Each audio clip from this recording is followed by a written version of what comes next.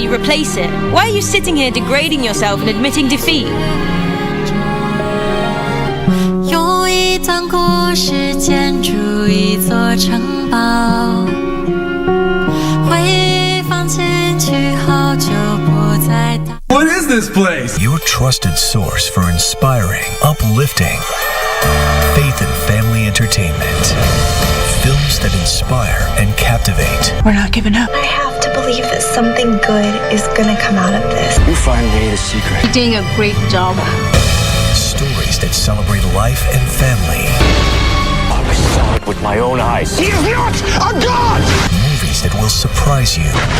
Queen! Please don't do that. Where's my project? They know everything. Films that uplift and bring people.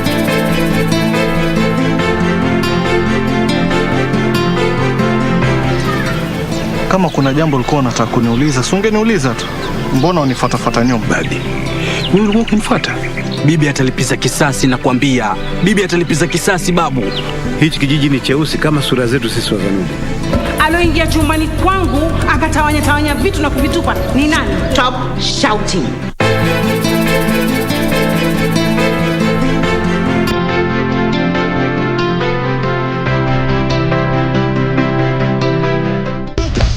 The Amazons.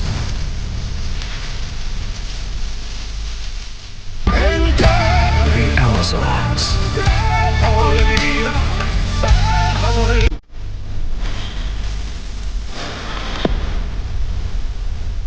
Christmas is a time for family, fun, and entertainment.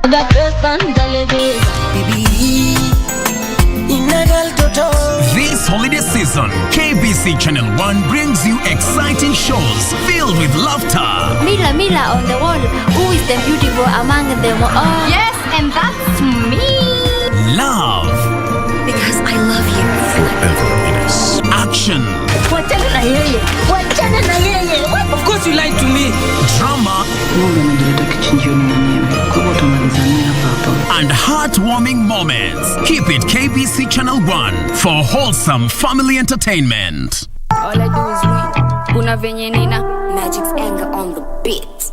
All I do is win. Kuna venye nina feel. Mistari zani nyonga nitaspita. So jani imekuwa fiti tu, kuna growth. Unajua Kenya inamata ni growth. As long as I'm not where I am venye nilianza into. Intention is to ensure that we enable Kenyans interact with music in a way that is relevant in the digital era.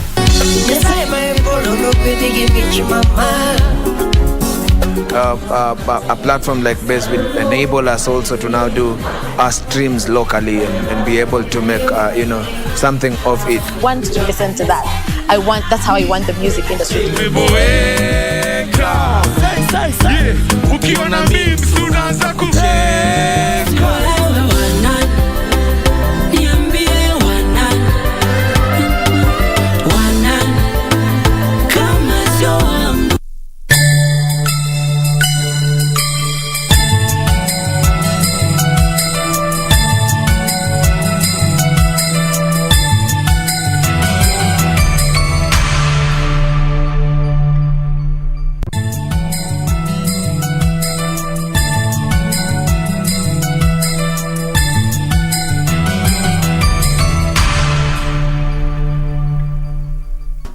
It's the season of sharing and making merry, and your favorite TV station is here to make your Christmas more memorable.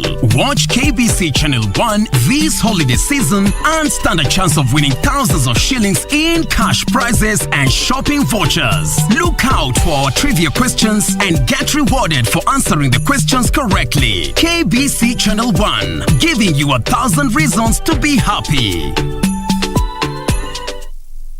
This could be your sister, brother, or you. Say no to gender-based violence. Say no to GBV. Protect them. Report any incident on toll-free line 1195. This message is brought to you by the Government of Kenya.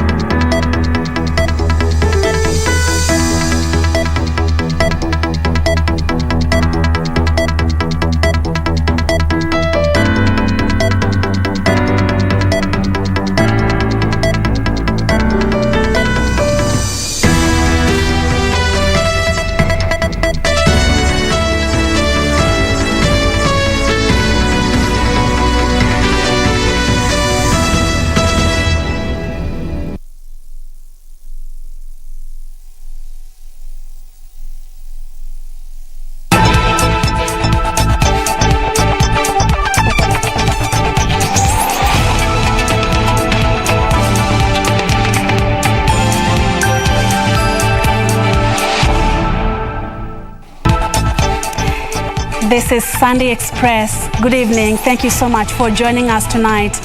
And of course, tonight is the 26th of December 2021. This is the very last Sunday of this year. And we ask you, what are your most unforgettable experiences you've had this year? At KBC Channel 1 News at Purity_Museo, the hashtag is Sunday Express. Do talk to us. We are live on all our social media platforms. Let's kickstart this broadcast with the day's highlights.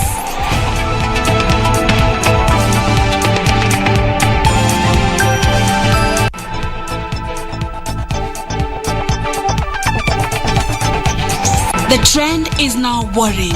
Kenya records the highest coronavirus positivity rate at 35% since the first case was confirmed in 2020. In honor of the fallen icon, President Uhuru Kenyatta among leaders who have paid tribute to the late Nobel Peace Prize winner Archbishop Desmond Tutu, who died at 90. And an easy calm returns to Tarbo in Uasin Gishu County after 3 people were shot dead in an alleged land tussle pitting locals and the military.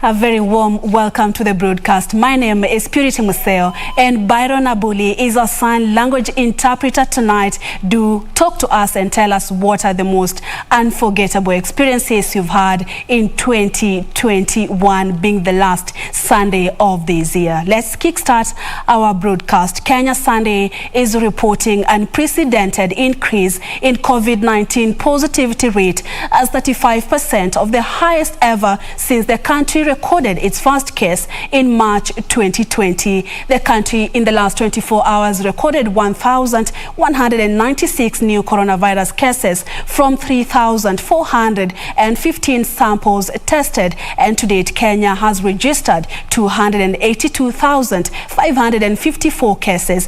As of December 25th, 2021, a total of 9,555,567 vaccines had been administered, with 3,927,485 Kenyans fully vaccinated. Let's stay safe.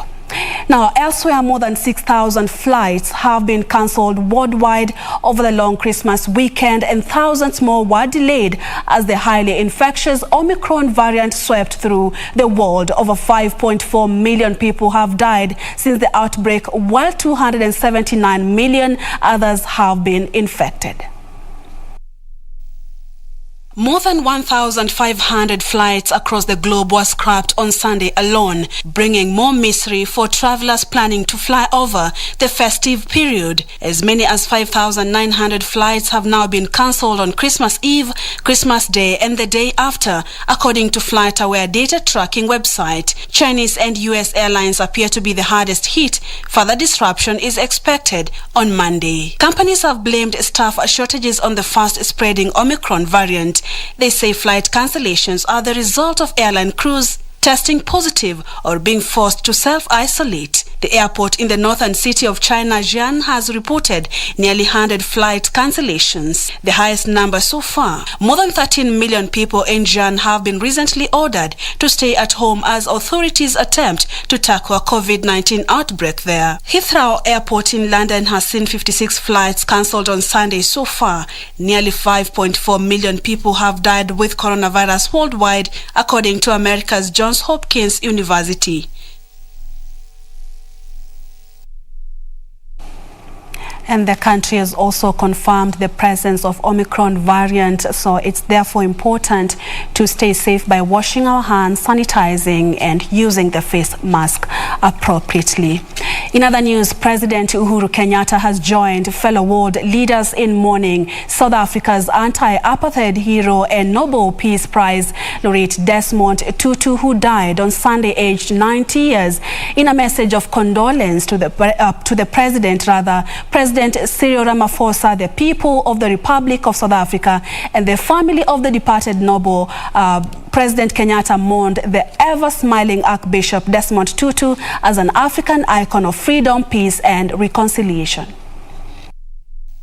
In his message of condolences, President Uhuru Kenyatta wished President Cyril Ramaphosa, South Africans and the family of the departed prelate God's comfort as they come to terms with his demise. President Kenyatta mourned the late Tutu as an African icon of freedom, peace and reconciliation. Born in 1931, Archbishop Desmond Mpilo Tutu was a long-serving Anglican Church cleric and an anti-apartheid campaigner who won the Nobel Peace Prize in 1984 and was later appointed to chair his country's post-apartheid Truth and Reconciliation Commission. As Christians and people of faith, we must also celebrate the life of a deeply spiritual person whose Alpha and Omega, his starting point and his ending point, was his relationship with our Creator. He took God, God's purpose, and God's creation deadly seriously. Prayer, the scriptures, and his ministry to the people God entrusted to his care were at the heart of his life. It doesn't really belong to you, or in a way you can say it makes you answerable to the world. I mean, the world, as it were, has a piece of you. South African President Cyril Ramaphosa said the churchman's death marked another chapter of bereavement in our nation, farewell to a generation of outstanding South Africans, saying Archbishop Tutu had helped bequeath a liberated South Africa. He used his high-profile role to speak out against oppression of black people in his home country, always saying his motives were religious and not political. After Mandela became South Africa's first black president in 1984, Tutu was appointed to a Truth and Reconciliation Commission set up to investigate crimes committed by both whites and blacks during the apartheid era. May his soul rest in eternal peace. Elsewhere, tension is high at Chebarus village of Kiplombe, Uasin Gishu County, following the killings of the 3 people by officers alleged to be from the Kenya Defence Force. The 3 were said to have been shot dead as they protested the erecting of a fence at a local dispenser. Area leaders have condemned the incidents, saying those involved must be punished. Residents of Chebarus village in Tarbo constituency, Uasin Gishu County, are still in rude shock after 3 people were allegedly shot dead following confrontation with security officers alleged to be from the Kenya Defence Forces. The genesis of the deadly wrangle is believed to be ownership of 9,000 acres of land. Na tumeseka kwa ajili ya hiyo wanajeshi. Ndiko watoto sahi na ndizaliwa hapa. Hatuwezi kupiga risasi watu sahi. Na ni haki ya baba yetu. According to Philip Tarus, an area resident, the armed soldiers in KDF vehicle stormed a local dispensary, demanding to erect what they alleged to be military communication mast, which the locals protested. Sasa kitu ambaye mimi nasikia uchungu ni kwamba watoto yangu ataenda wapi? Kama ameua watu, si atakuja kwangu. Last time walisema ni yetu mpaka hapa wakalima mtaro. Leo wamekuja kuingia ndani, wanataka kuweka mtaro, and why are they doing it during holiday? Na kama kuna jambo wanataka kufanya, they are supposed to do public participation, na waeleze wananchi ya kwamba tumekuja hapa kufanya ABCD. The shooting igniting chaos, and it took police more than 4 hours to remove the bodies from the scene.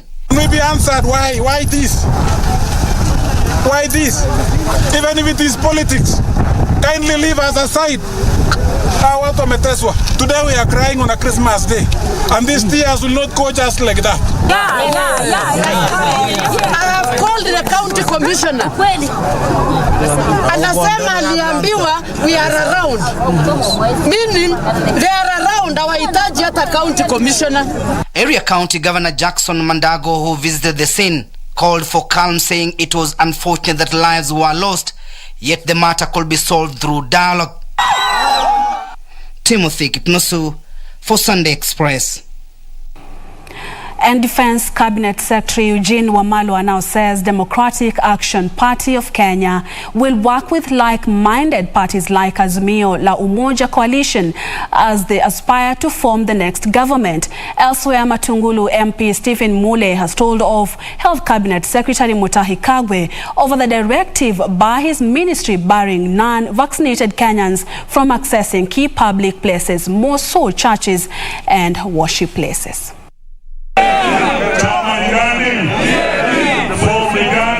The leadership of Democratic Action Party Kenya, led by party leader Wafula Wamunyinyi and Defense Cabinet Secretary Eugene Wamalwa, has today received 7 MCAs from Trans Nzoia County and 4 MCAs from Bungoma County who defected from Ford Kenya Party. The MCAs, led by David Kisaka of Kiminini Ward and Jama Nuru of Nabiswa Ward, said they have chosen to work with DAPK to restore democracy in Western Kenya politics. While receiving them, Cabinet Secretary Eugene Wamalwa and party leader Wafula Wamunyinyi said DAPK will work with like-minded parties in the Azimio La Umoja Coalition. I'm very saddened as I come home to Trans Nzoia that Trans Nzoia is one county imeachwa nyuma kimaendeleo, na ninyi watu wa Weonia, watu wa Trans Nzoia hamjapata haki yenu ya kimaendeleo. Leo tumesema hatutaendelea kukwama na Ford Kenya, tuko hapa kuamua na tuanze kutembea. Kia MCAs wote, sasa Ford Kenya haina MCA hata moja, wote wameingia DAP. Vile vile tukienda Bungoma ni hivyo vivyo. Elsewhere, Matungulu MP Stephen Mule has told of Health Cabinet Secretary Mutahi Kagwe over the directive by his ministry barring non-vaccinated Kenyans from accessing key public places, including worship places. Addressing the faithfuls while attending a Sunday Mass at St. Charles Lwanga Kinyui Catholic Church in Kitui, Mule said the directive was a harassment and interference to freedom of worship. Ajua, Mheshimiwa Mutahi Kagwe, wewe ni rafiki yangu, lakini kuna vitu hatutakubaliana na wewe. Maneno ya kutuambia tukija kanisani tubebe certificate ya kwamba tumedungwa shindano ya corona hatutaki. Hiyo ni kurudi nyuma. The MP vows to table a special motion when Parliament reconvenes this week in order for the legislators to discuss and take a position on the directive. And a section of Council of Elders from Jibrail clan has endorsed Ahmed Bore Arale for Member of Parliament's bid in Elders constituency in 2022 general elections. Speaking during a grand endorsement ceremony for Bore, Jibrail Council of Elders Chairman Sultan Sheikh Rashid Abdile urged the current MP Adan Kenan to vie for Wajir gubernatorial position. We have witnessed mega theft in our CDF kit. We have witnessed skewed resource allocation within Elders constituency. We have witnessed blatant abuse of power and resources for decades. It is time we overcome all this and accord me the opportunity to be your next member of parliament. Gisho Kiwashira, Sunday Express. Let's stay with the political beat. The clergy has called for political tolerance as the country heads towards the 2022 general election. The clergy is warning careless utterances by the political class is a recipe for chaos, and when things degenerate, no one will be safe. In the message of hope during the Boxing Day, the church leaders called on the faithful to always think of those who don't have or who have nothing and have compassion to share with them.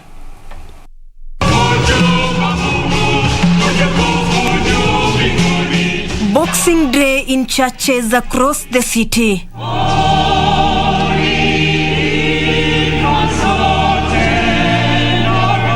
The last Sunday for the year 2021.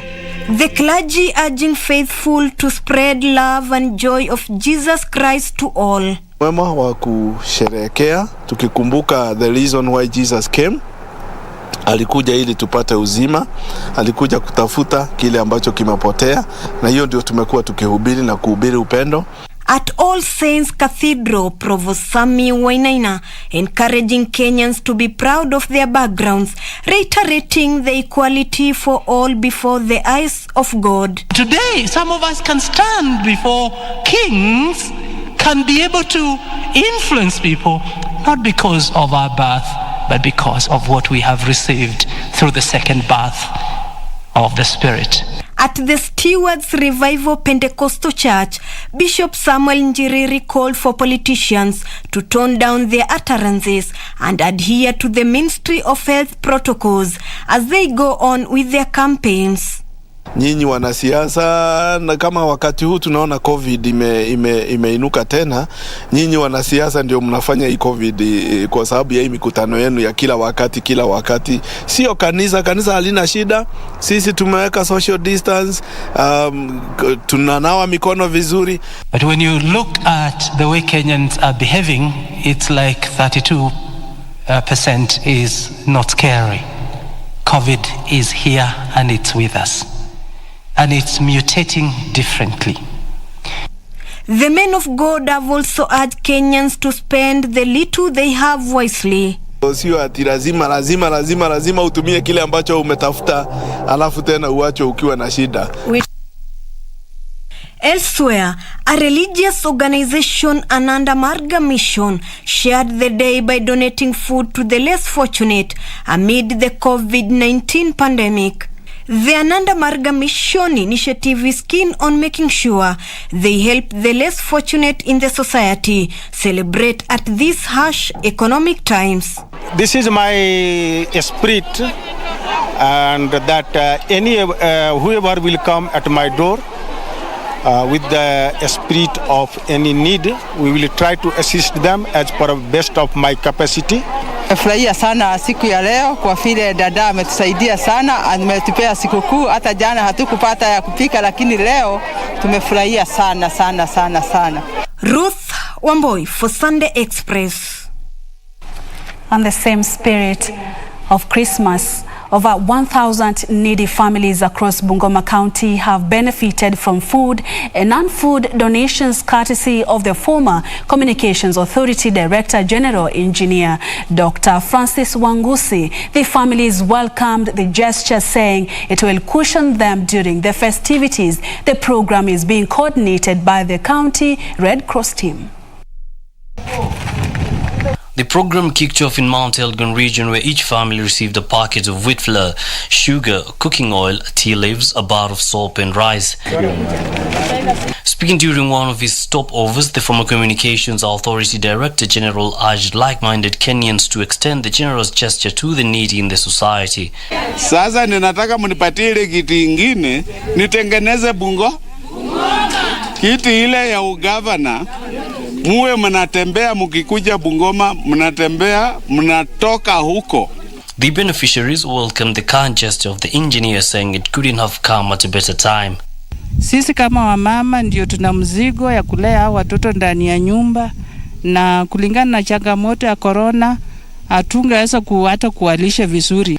Hata mimi nilikuwa sina namna yote, sikujua kama nitakunya leo chai pamoja na sabuni chochote yenye mmetuletea. Also, vulnerable children from 3 children's homes in Kisii County have received donations from NEMA board member Samuel Nyingeso, who visits them annually.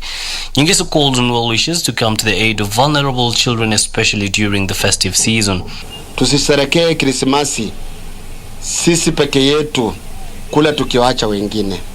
Tusaidia hawa watoto, tusaidia akina mama wala ambao hawajiwezi kule nyumbani, wazee wale wakongwe ambao hawana wazazi, watoto wao wasaidiwe, na wale wote wengine katika jamii wasaidiwe.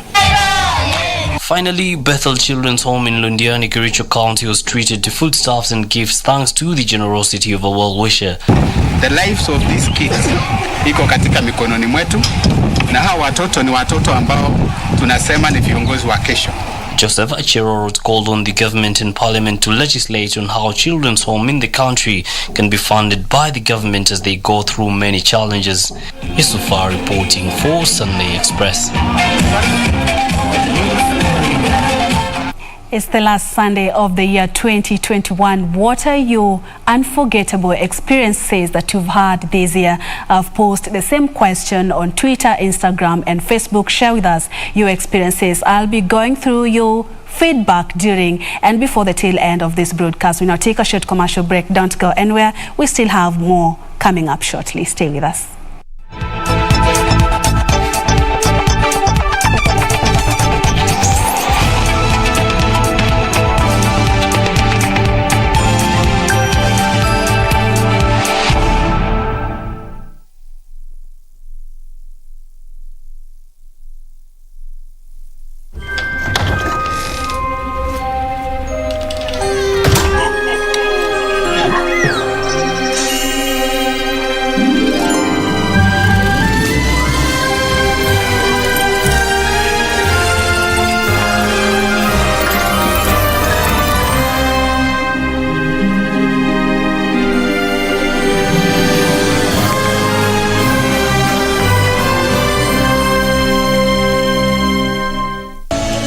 Life is precious. Do not gamble with it.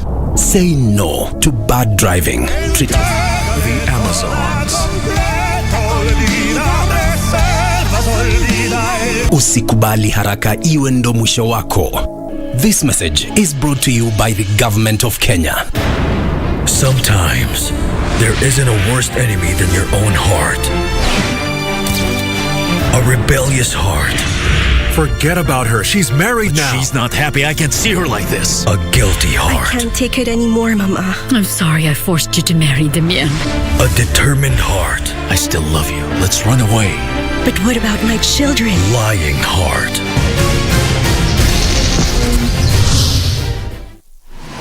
Log on to the KBC website at www.kbc.co.ke to get the latest breaking news, entertainment, sports, politics, lifestyle or business trends from Kenya and around the world. Never miss new episodes from your favorite TV shows, reruns and movies. Just stream online or watch live on your YouTube channel at KBC Channel 1 TV shows. For the day's biggest stories, trustworthy news and family entertainment, log on to KBC Channel 1. Watch what you want anytime, anywhere.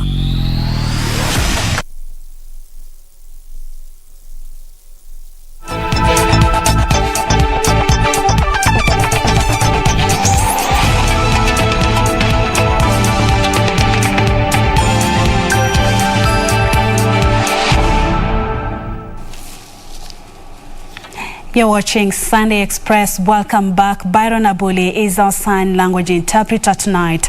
Members of the East African Sub-Saharan African Safe Promotions Kisii branch have held a Thanksgiving ceremony in preparation to launch their initiatives programs in the area during the prayers that were held at Glorious Church in Kisii Central. Kisii residents were urged to support the projects that are meant to raise their living standards.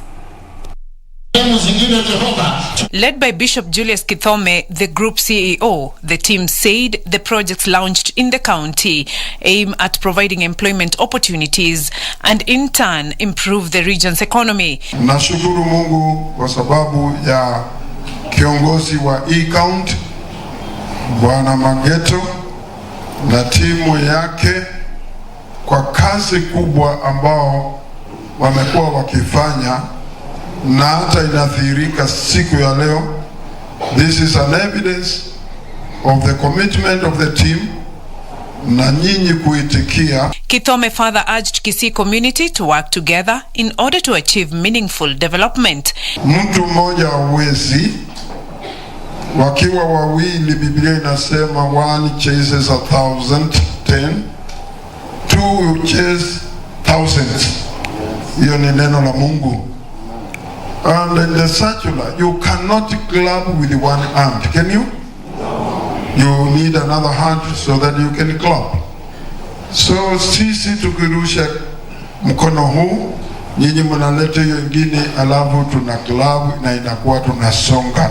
He said Kisii is regarded as the second performing county after Nakuru in new East African Sub-Saharan African Safe promotions with over 8,000 cluster registrations.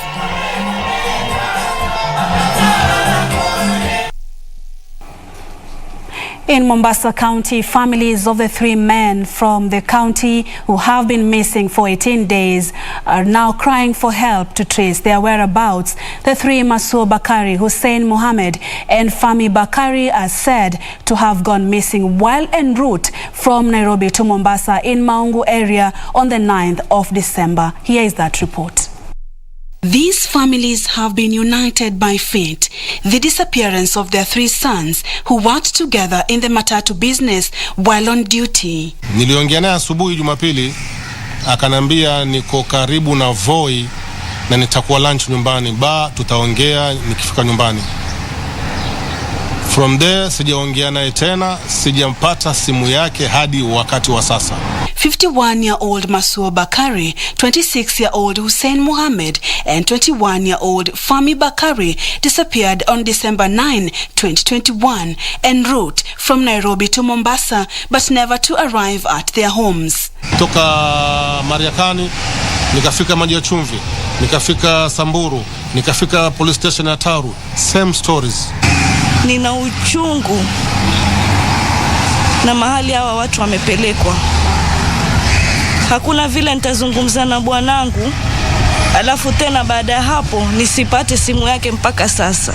Police at Maungu confirmed that a car under registration number KDB 484V which belonged to the 3 men was found dumped but unscratched with nobody inside. Kama mnavyomuona kazi yake matatu, miaka midogo 21, Fahmi Bakari Shakue, na mpaka dakika hii hatujui wako wapi. Kama station zote washatafutwa, station zote ripoti zimepigwa, hawajulikani wako wapi. The families of the 3 now want the government to intervene and help them trace their lost relatives. Siku 19 tunaomba serikali mtusaidie wapendwa wetu tuwapate okwali. And you can also reach out to KBC if you know of their whereabouts. It's smiles all the way to the bank for a 30-member group involved in poultry farming in Kutu's Kirinyaga County. The Kutu's Muslim Community Self-Help Group is among the beneficiaries of Governor Anne Waiguru's initiative of distributing chicks to various groups across the county. The group now says the sky is the limit.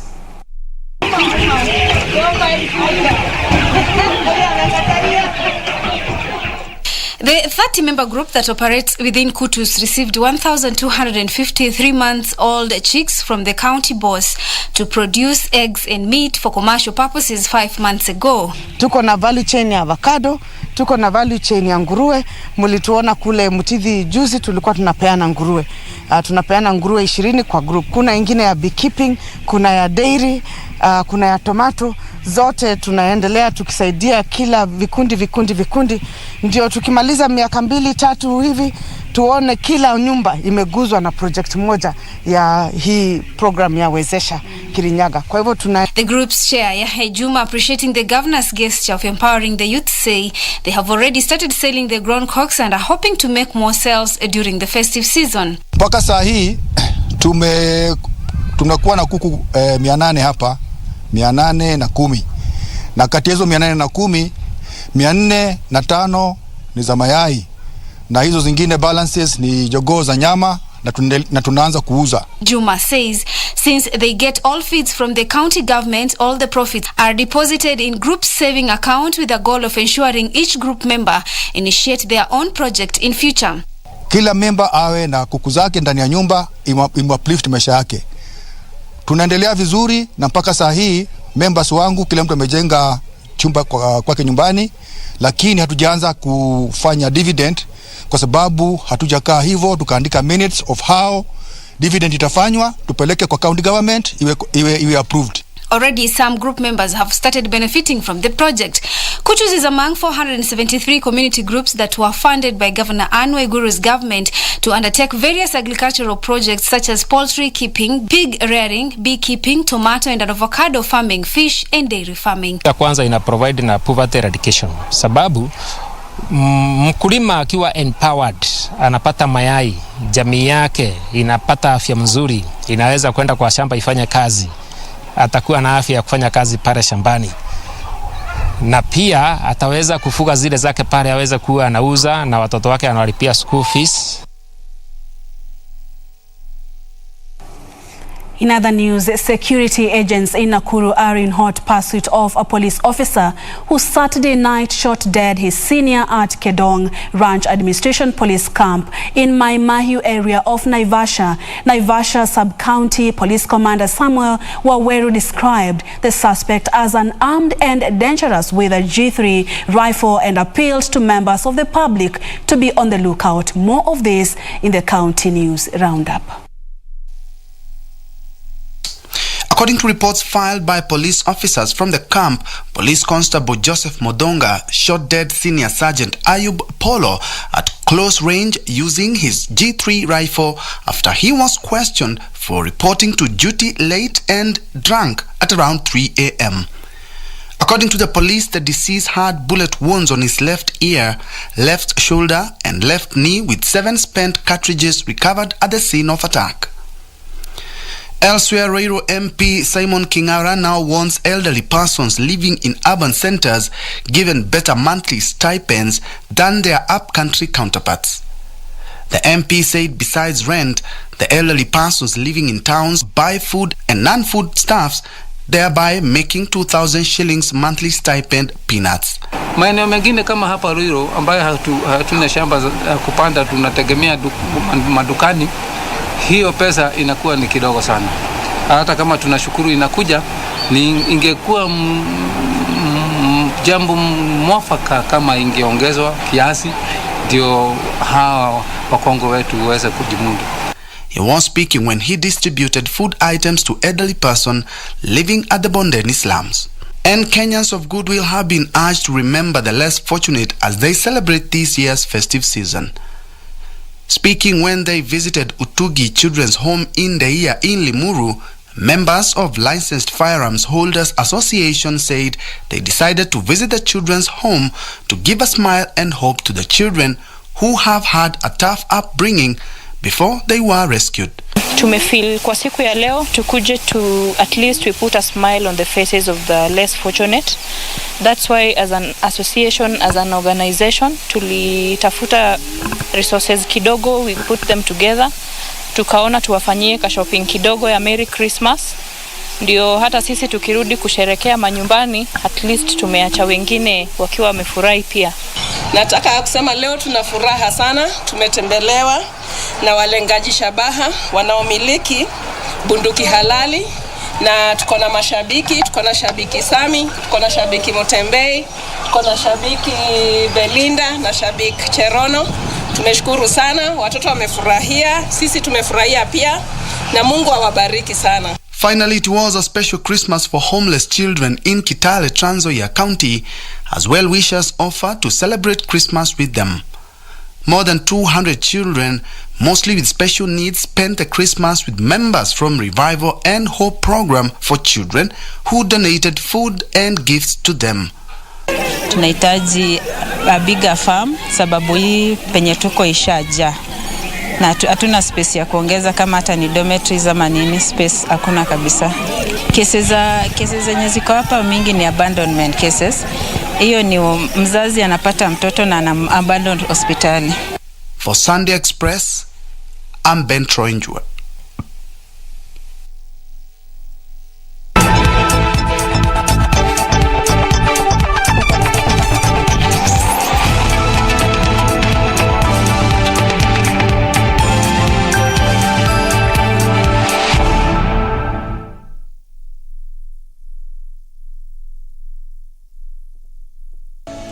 Life is precious. Do not gamble with it. Say no to bad driving. Treat your safety as your best love. Let no driver take it away from you. Protect it. Insist on safe driving. Your loved ones are waiting for you. Do not let them down. Drive safely. Highway safety is our responsibility. Speak out against bad driving. Endesha gari taratibu na kwa makini. Usikubali haraka iwe ndo mwisho wako. This message is brought to you by the Government of Kenya. It's the season of sharing and making merry. And your favorite TV station is here to make your Christmas more memorable. Watch KBC Channel 1 this holiday season and stand a chance of winning thousands of shillings in cash prizes and shopping vouchers. Look out for our trivia questions and get rewarded for answering the questions correctly. KBC Channel 1, giving you 1,000 reasons to be happy. Tusirudi nyuma kwa mipaka na nchi kufungwa. Tusirudi kwa biashara na shule kufungwa. Kwa kutoweza kukutana. Kwa kutengana na tuwapendao. Tusirudi nyuma. Na kuhitaji unikinge, pata chanjo. Ili tuendelee na maisha vizuri. Na kuhitaji unikinge, pata chanjo. Na kuhitaji unikinge, pata chanjo. Na kuhitaji unikinge, pata chanjo. Na kuhitaji unikinge, pata chanjo. Ili tuendeleze maisha bora kwa ajili ya wapendao, nchi yetu na usoni wetu. Kwa ajili yetu sisi sote. Pata chanjo. Kaa chonjo. Kuhakikisha nchi yetu na uchumi wetu umestawi katika uwazi. Tusirudi nyuma. Youth, my treasure. I will use it to positively build my country, Kenya. Kenya all the way.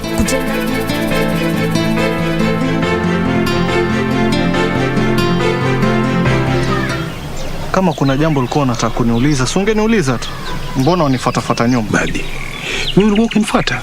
Bibi atalipiza kisasi na kuambia. Bibi atalipiza kisasi babu. Hichi kijiji ni cheusi kama sura zetu sisi Wazanubi. This message is brought to you by the Government of Kenya.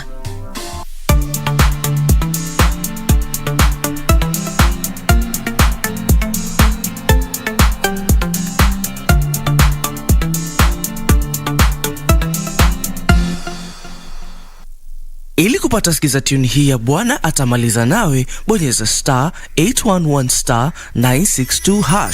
Huenda ulianza pekeo, huenda ulipanga pekeo, huenda ulisafiri pekeo, huenda ulijenga pekeo. Usikubali tena kusonga peke yako. Zaburi 127:1 inasema, Bwana asipoujenga mji wa ujengao wanafanya kazi bure. Bwana asipoulinda mji wa ulindao. Ili kupata sikiza tune hiyo ya Bwana Atamaliza Nawe, bonyeza *811*962#. *811*962#. The KBC Board of Directors, Management and Staff wishes all our esteemed listeners, viewers and clients a Merry Christmas and Happy Holidays. We wish you peace, joy and prosperity throughout the coming year. Thank you for your continued support and partnership. May your holidays be filled with happiness and good cheer.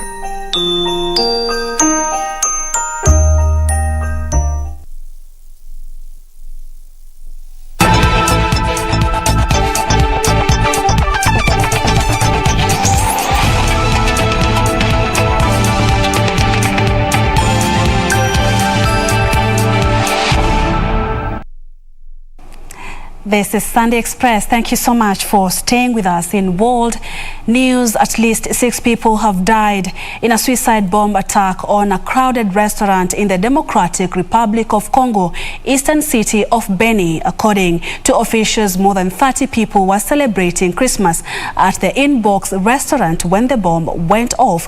This and more in the news. World News with Zainab Said.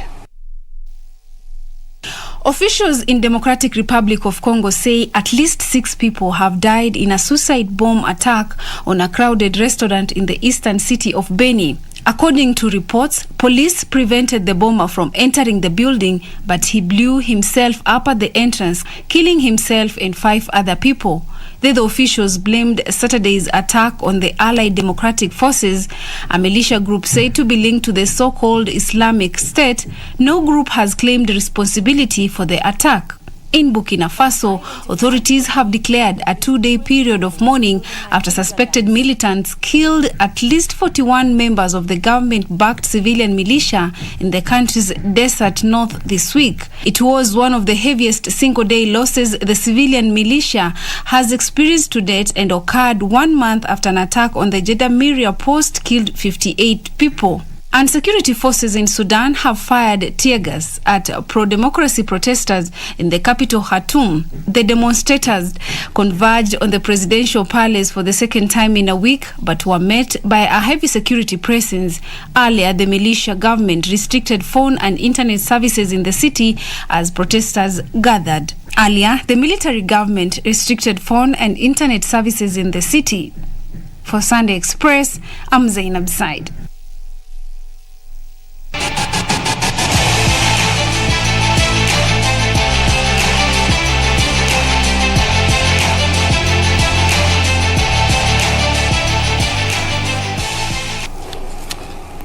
Time for the sport. Kenya Volleyball Federation will give equal training for both national men and women teams in the 2022 season and work on uplifting the men's team Wafalme. This is according to the Federation's Vice President Charles Nyaberi, who agreed that Wafalme have been dismal in the previous seasons.